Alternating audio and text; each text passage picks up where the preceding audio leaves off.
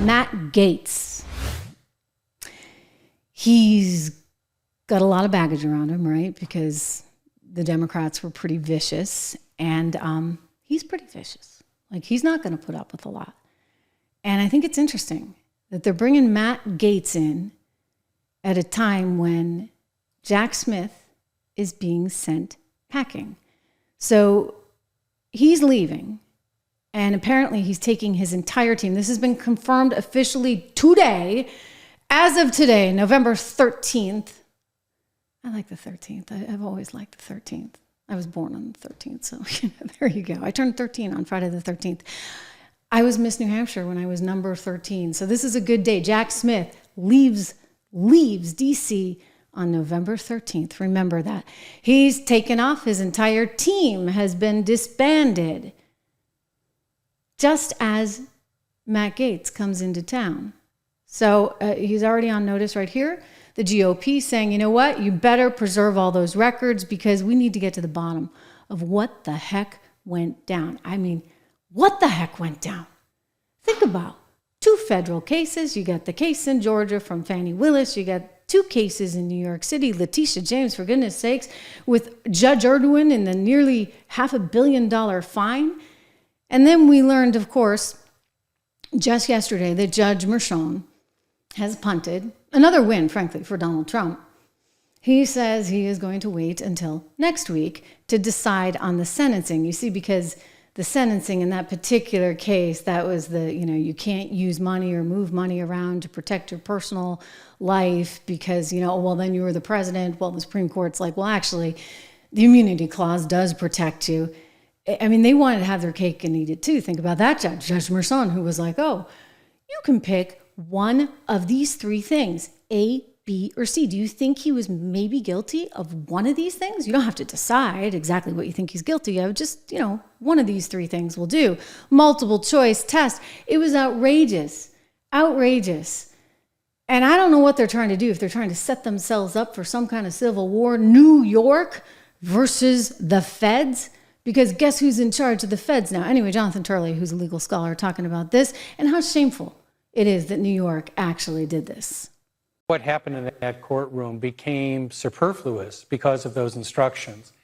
Some of us were hoping for a hung jury because we hoped that the jury might redeem the New York legal system, which is one of the greatest legal systems in the world.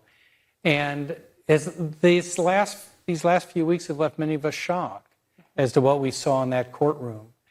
But that was not going to happen after the instructions were finalized. And I wrote a column after I saw the instructions saying it had the feel of a canned hunt, where you can shoot game in a small space. The space was very small for the defense to maneuver, and even smaller, it seemed, for the jury to acquit.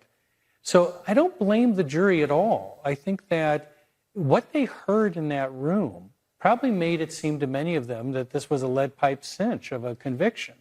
They heard over and over again the prosecutors say that there were election violations committed by Donald Trump, that he ordered Cohen to commit the violations he pled guilty to. That totally smashed the instruction that Mershon had given. And Mershon just sat there. There was no response. So what do you think the jury is going to rule? And then when you tell them, just pick a crime among the 3, you don't have to agree. Just pick one of these crimes. If you think that secondary crime was behind all of this, you're good to go. But to this day, most of us don't know what the jury decided because we know that they unanimously voted to convict. We don't know what they convicted him of. They could have disagreed 4-4-4 on what occurred in this case. That's one of the first things that I think a court will look at for reversal. Yeah, without a doubt, a huge constitutional issue. I would argue a 6th Amendment one. Don makes an interesting point. Mershon doesn't want to enter a verdict because then Trump would immediately appeal it on an expedited basis. It's quite possible. So what is he going to do? Just have this thing hang over his head? I mean, you're going to postpone it for a week and then what? So I think they're trying to do some legal maneuvering behind the scenes. They've got some people working overtime. It is dirty politics, as Bruce points out. Lawfare politics. It is kind of psychotic seeming. Here is some reaction from Fox just yesterday as we got this news. Lawfare failed by 75 million plus votes, and that total is going up by the hour as we continue to count votes. 75 million. President Trump got more votes in raw vote totals than any Republican president ever. That's a fact. So lawfare failed. You guys tried that. This case was unprecedented. The New York Times, no fan of this man. The New York Times, biased New York Times. I want to tell you what they said. A New York Times review and interviews with election law experts strongly suggests New York state prosecutors have never before filed an election law case involving a federal campaign. And they go on. This was unprecedented. This should have been dismissed. Judge Merchan, why didn't you dismiss this days ago? This case should have never been brought. It should have been dismissed on summary judgment after it was brought. This is lawfare 2.0. It is. And this is the danger now, right? So now we're going into this really weird time where are they going to continue this in some way, shape, or form? It's why I think you want to have your attack dogs or pit bulls out there, which is why you have somebody like Matt Gaetz as AG, because, hey, you know what, sweetheart, Leticia, as Mike Davis so appropriately said, we may just have to put your you-know-what. Well, he's more colorful than I am. Let me just say this to Big Tish James, the New York Attorney General. I dare you. I dare you to try to continue your lawfare against President Trump in his second term, because listen here, sweetheart, we're not messing around this time. And we will put your fat ass in prison for conspiracy against rights. And I promise you that. So think long and hard before you want to violate President Trump's constitutional rights or any other American's constitutional rights. It's not going to happen again. We've been warning people on the show, Mike. This isn't the same Trump administration. Stop messing around. Don't rig elections. Don't illegally vote. He's right. I mean, it is not the same administration. And I was sort of knocked off my seat when I saw the Matt Gaetz appointment. I know people had talked about it. But it's like the left putting in Adam Schiff. I mean, this is somebody who's kind of the nuclear option, but it also signals that they're not messing around. And they need to signal that in light of what Leticia's signaling, for goodness sakes. You heard her the other day. So as you can see, we know their playbook. We know Project 2025 before it was even published. And we have been working both in my office and with other Democratic AGs across this country to make sure that we would be ready to respond to any attempt to roll back our rights. So here we are. We've studied their platforms. We've identified certain possibilities, fact patterns. We've created contingency plans. So no matter what the next administration throws at us, we're ready. Okay. We're ready to respond to their attacks. Oh, you're ready. But you know what? They're ready to. And Leticia, I would not be surprised if you go packing as well. I mean, Jack Smith had his day. He's packing up he's trying to take his boxes with him. The GOP wants to make sure that there's some evidence left around. But Leticia, I'm warning you here. I'm warning you, especially with Matt Gaetz in there and some really tough lawyers. You know what? You could be next. Mm-hmm. I mean, you should be disbarred. Frankly, your case is going to be thrown out. Incidentally, at least I forget. Court of Appeals of New York. I mean, you saw the judges, guys. Have shown you some of this stuff. This Judith Vale, who was representing Leticia James, she couldn't even get to first base. The judges just absolutely snapped at her. You know why? Because the case has no merit. That's how disgusting this whole thing is. May it please the court, Judith Vale for the New York Attorney General's office. All of the defendants repeatedly violated... Ms. Vale, can you identify any previous case in which the Attorney General sued under Executive Law 6312 to upset a private business transaction that was between equally sophisticated partners, where the supposed victim had the ability and legal obligation to discover the allegedly misrepresented matters by conducting its own due diligence, where the supposed wrongdoer advised the supposed victim through written disclaimers to conduct its own due diligence and to draw its own conclusions, where the alleged misrepresentation almost entirely concerned inherently subjective valuations of properties and businesses. Yes.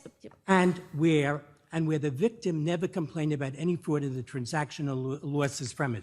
Because I've gone through the cases which you've cited, and all of them always involved the consumer protection aspect. It involved protection of the market.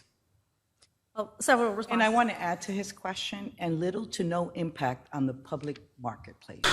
I've taken on powerful interests like developers. I've taken on legislators. I've taken on landlords. I've taken on powerful interests in the city of New York because I believe in a good fight. And right now, what we need is someone who understands that you should not be afraid, not be fearful of Donald Trump. We should take him down. We should sue him all the way to bankruptcy. We should investigate his business interests. Okay, well, you know what? She got to do all that. She got to do all that, and I'd like to know just exactly what that was about. Was that really about justice, or was that about politics? I think we know the answer.